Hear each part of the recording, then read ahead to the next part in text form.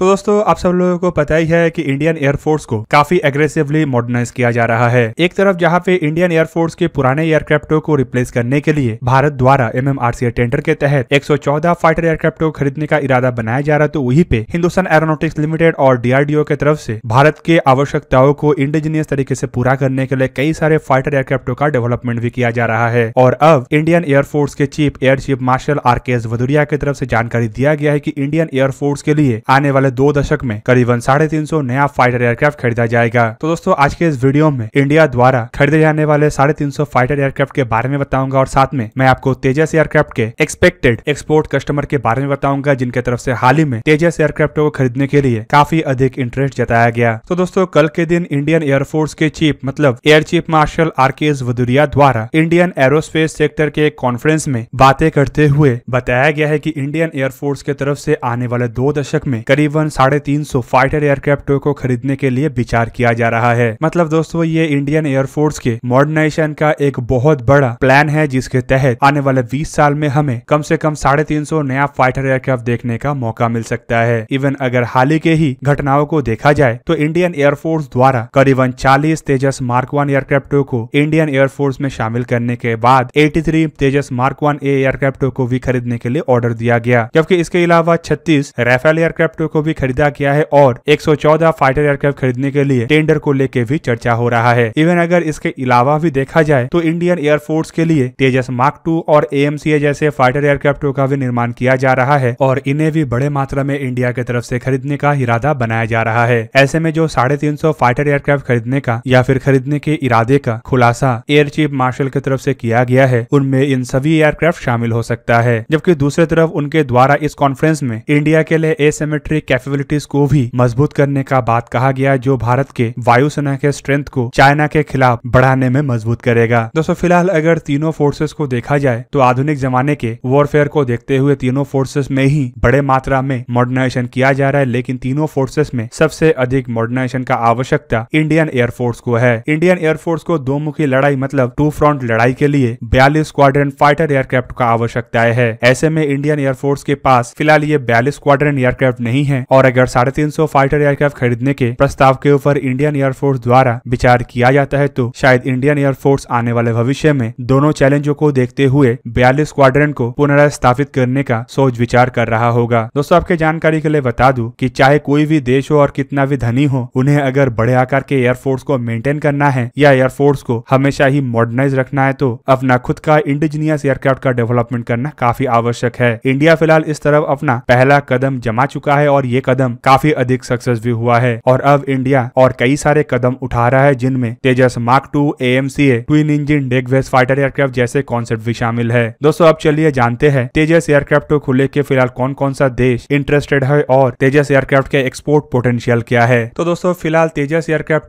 के export potential को लेकर सबसे अधिक जिस देश का चर्चा हो रहा है वो है मलेशिया। इवन इसके अलावा अमेरिका के एयरक्राफ्ट कैरियर के पायलटों के ट्रेनिंग के लिए जो टेंडर जारी किया गया उसमें भी तेजस को एक दावेदार के रूप में देखा जा रहा है, जबकि हाल ही में ऑस्ट्रेलिया द्वारा भी तेजस एयरक्राफ्ट खरीदा जा सकता है, ऐसे बातों को भी चर्चा में लाया गया। और द वीक के हाल ही के एक रिपोर्ट में इन सभी एक्सपोर्ट पोटेंशियल कस्टमरों को लेके एक ब्रीफ चर्चा किया गया। द वीक के रिपोर्ट के मुताबिक 48,000 करोड़ रुपए के 83 तेजस एयरक्राफ्टों के डील के बाद अब हिंदुस्तान एरोनॉटिक्स लिमिटेड इन एयरक्राफ्टों के एक्सपोर्ट पोटेंशियल को लेके भी काफी अधिक कॉन्फिडेंट है। द वीक के रिपोर्ट में यह भी दावा किया गया कि अगस्त महीने में हिंदुस्तान एरोनॉटिक्स लिमिटेड के चेयरमैन डॉक्टर R माधवन की तरफ से तेजस एयरक्राफ्टों को मलेशियन एयरफोर्स के टेंडर के लिए एक बेहतरीन चांस के रूप में भी दर्शाया गया। दोस्तों आपके जानकारी के लिए बता दूं कि मलेशियन एयरफोर्स के लिए 18 नया लाइट वेट ट्रेनर कैपेबिलिटी वाले एयरक्राफ्ट खरीदने का एक टेंडर जारी किया गया और इस टेंडर में इंडियन एयरफोर्स के लिए बनाया गया तेजस एयरक्राफ्ट भी एक प्रतियोगी है जो रशियन, अमेरिकन और चाइनीज और यूरोपियन फाइटर एयरक्राफ्टों का सामना कर रहा है। दोस्तों मलेशियन एयरफोर्स के टेंडर के अलावा हिंदुस्तान एरोनॉटिक्स लिमिटेड तेजस एयरक्राफ्टों को एक्सपोर्ट करने के लिए अन्य रास्ते को भी तलाश रहा है। अगस्त महीने के अंत में हिंदुस्तान एरोनॉटिक्स लिमिटेड की तरफ से एक एनुअल रिपोर्ट जारी किया गया, जिसे एनुअल रिपोर्ट फॉर 2020 एंड 2021 नाम दिया गया। इस रिपोर्ट में हिंदुस्तान एरोनॉटिक्स लिमिटेड के तेजस एयरक्राफ्टों के एक्सपोर्ट ऑफर को भी मेंशन किया गया। रिपोर्ट के मुताबिक हिंदुस्तान एरोनॉटिक्स लिमिटेड के द्वारा जुलाई 2020 में ऑस्ट्रेलिया के डिपार्टमेंट ऑफ डिफेंस को तेजस एयरक्राफ्ट के lead in fighter trainer configuration का भी ऑफर किया गया। सेक्शन में यह भी मेंशन किया गया कि जुलाई महीने में नेवल एलसीए के ट्रेनर वर्जन का भी ऑफर यूएस नेवी को किया गया था। पिछले साल दिसंबर महीने में पहली बार खबर आया था कि अमेरिकी नेवी की तरफ से जारी किया गया रिक्वेस्ट फॉर इंफॉर्मेशन, जो कि अमेरिकी नेवी के बोइंग T-45 ट्रेनर एयरक्राफ्टों को रिप्लेस करने का रिक्वेस्ट फॉर इंफॉर्मेशन है, उसमें हिंदुस्तान एरोनॉटिक्स लिमिटेड की तरफ से भी रेस्पॉन्स किया गया है। दोस्तों, बोइंग T-45 असल में BAE हॉक एयरक्राफ्ट के ही एक वेरिएंट है, जो कि स्पेशली एयरक्राफ्ट कैरियरों के ऊपर ट्रेनिंग के लिए ही डिजाइन और डेवलप किया गया था। और यहाँ पे जो लीड इन फाइटर ट्रेनर का बात कहा जा रहा है, ये असल में उस तरीके के एयरक्राफ्टों के तुलना में काफी आधुनिक और काफी अधिक क्षमता वाला एयरक्राफ्ट है, जिनमें हाईली मैन्यूवरेबल कैपेबिलिटी के साथ साथ एडवांस ट्रेनिंग देने का भी फैसिलिटीज है। इसके अलावा एक लीड इन फाइटर ट्रेनर खाली ट्रेनिंग के काम में ही इस्तेमाल नहीं हो सकता, बल्कि air to air mission, air to ground mission और एयर डिफेंस के काम में भी इस्तेमाल हो सकता है। और अमेरिकी एयरफोर्स की तरफ से अब एक ऑर्डिनरी ट्रेनिंग एयरक्राफ्ट की जगह लीड इन फाइटर ट्रेनर एयरक्राफ्टों को इसीलिए खरीदने का इरादा बनाया जा रहा है ताकि इससे पायलटों को इतना एक्सपीरियंस मिल पाएगी वो F-35 जैसे आधुनिक और क्रिटिकल एयरक्राफ्ट को भी हैंडल कर सके। जबकि ऑस्ट्रेलियन एयरफोर्स के रिक्वायरमेंट को अगर देखा जाए तो आपको पता चलेगा कि ऑस्ट्रेलियन एयरफोर्स द्वारा currently 30 Hawk Mark 127 lead in fighter trainer aircraft के एक फ्लीट को ऑपरेट किया जा रहा है। दोस्तों, ये जो मार्क 127 हॉक एयरक्राफ्ट है, ये असल में हॉक एयरक्राफ्ट की एक आधुनिक ट्रेनर वर्जन है, जिनमें कुछ क्रिटिकल इक्विपमेंटों को लगाया गया है, जिस वजह से इसे lead in fighter trainer aircraft कहा जा सकता है। और रॉयल ऑस्ट्रेलियन एयरफोर्स की तरफ से इन्हें साल 2001 में अपने फोर्स में इंट्रोड्यूस किया गया था। और पिछले साल अगस्त महीने में रॉयल ऑस्ट्रेलियन एयरफोर्स की तरफ से एक रिक्वेस्ट फॉर इंफॉर्मेशन जारी किया गया और कई सारे कंपनियों के साथ संपर्क करते हुए इन एयरक्राफ्टों के रिप्लेसमेंट को लेके एयरक्राफ्ट के सप्लाई का बात भी उठाया गया, जिसके बाद एटलीस्ट ये कंफर्म हो चुका है कि बोइंग की तरफ से भी इसमें पार्टिसिपेट किया जा रहा है और बोइंग द्वारा रॉयल ऑस्ट्रेलियन एयरफोर्स के ट्रेनर एयरक्राफ्टों के आवश्यकताओं को पूरा करने के लिए T-7A रेड हॉक एयरक्राफ्टों का ऑफर किया गया। T-7A रेड हॉक असल में बोइंग और स्वीडिश कंपनी साफ के द्वारा ज्वाइंटली डेवलप किया गया है, जो कि एक नया जनरेशन के ट्रेनर एयरक्राफ्ट है। यूएस एयरफोर्स की तरफ से भी ऐसे करीबन 350 एयरक्राफ्टों को अपने बेड़े में शामिल करने का इरादा बनाया जा रहा है। जबकि इसके अलावा रॉयल ऑस्ट्रेलियन एयरफोर्स के सामने लियोनार्डो मतलब इटालियन कंपनी की तरफ से भी निर्माण किया हुआ M346 जैसे ट्रेनर एयरक्राफ्ट का ऑप्शन है। जबकि कोरियन एरोस्पेस इंडस्ट्री की तरफ से भी एक्सपेक्ट किया जा रहा है कि इस टेंडर में T-50 ट्रेनर एयरक्राफ्टों को लेके आगे बढ़ा जा सकता है, जो कि लॉकहीड मार्टिन और कोरियन एरोस्पेस इंडस्ट्री की एक ज्वाइंट वेंचर है। दोस्तों, कोरियन एरोस्पेस इंडस्ट्री के T-50 और इटली के लियोनार्डो द्वारा बनाया हुआ M346 जैसे एयरक्राफ्ट जेट ट्रेनर और लीड इन फाइटर ट्रेनर दोनों एयरक्राफ्टों के ही रोल को निभा सकता है बोल के इन दोनों एयरक्राफ्टों को रॉयल ऑस्ट्रेलियन एयरफोर्स के रिक्वेस्ट फॉर इंफॉर्मेशन के मुताबिक एक सुटेबल एयरक्राफ्ट के रूप में भी देखा जा रहा है। जबकि तेजस के जो lead in fighter trainer aircraft है, वो बेसिकली ट्रेनर एयरक्राफ्ट और फाइटर एयरक्राफ्ट दोनों का ही रोल निभा सकता है। वहीं पे अगर देखा जाए तो इस टेंडर में शामिल T-7A, T-50 और तेजस तीनों ही एयरक्राफ्ट में अमेरिकी इंजन मतलब F404 इंजनों का इस्तेमाल हो रहा है। दोस्तों, फिलहाल अगर अमेरिका के टेंडर को भी देखा जाए तो इसमें भारत का सामना लगभग इन्हीं एयरक्राफ्टों से है। रिपोर्टों के मुताबिक अमेरिका के नेवी के लीड इन फाइटर ट्रेनर एयरक्राफ्टों के रिक्वेस्ट फॉर इंफॉर्मेशन के जवाब में अमेरिका के बोइंग और स्वीडन के साफ ग्रुप के द्वारा ज्वाइंटली बनाया हुआ T-7A Red Hawk, Korean aerospace industry और लॉकहीड मार्टिन के द्वारा ज्वाइंटली बनाया हुआ T-50 और इटली के लियोनार्डो द्वारा बनाया हुआ M346 जैसे फाइटर एयरक्राफ्टों का भी पेशकश किया गया है। ऐसे में इंडिया को अगर किसी भी एक टेंडर में सफलता मिलता है तो ये इंडिया के लिए एक बहुत बड़ा सफलता तो होगा ही, साथ में इससे आने वाले भविष्य में भी इन एयरक्राफ्टों को चुनौती देने का इंडिया का रास्ता और क्लियर होगा और अन्य देशों के सामने भी तेजस एयरक्राफ्ट का इंटरेस्ट धीरे धीरे बढ़ेगा। तो दोस्तों, ये था आज का वीडियो। अगर आपको वीडियो अच्छा लगा तो उसे लाइक कीजिए और मेरे चैनल को सब्सक्राइब कीजिए और साथ में बना हुआ बेल आइकन को भी प्रेस कर दीजिए ताकि आप मेरा वीडियो देख पाए सबसे पहले। जय हिंद।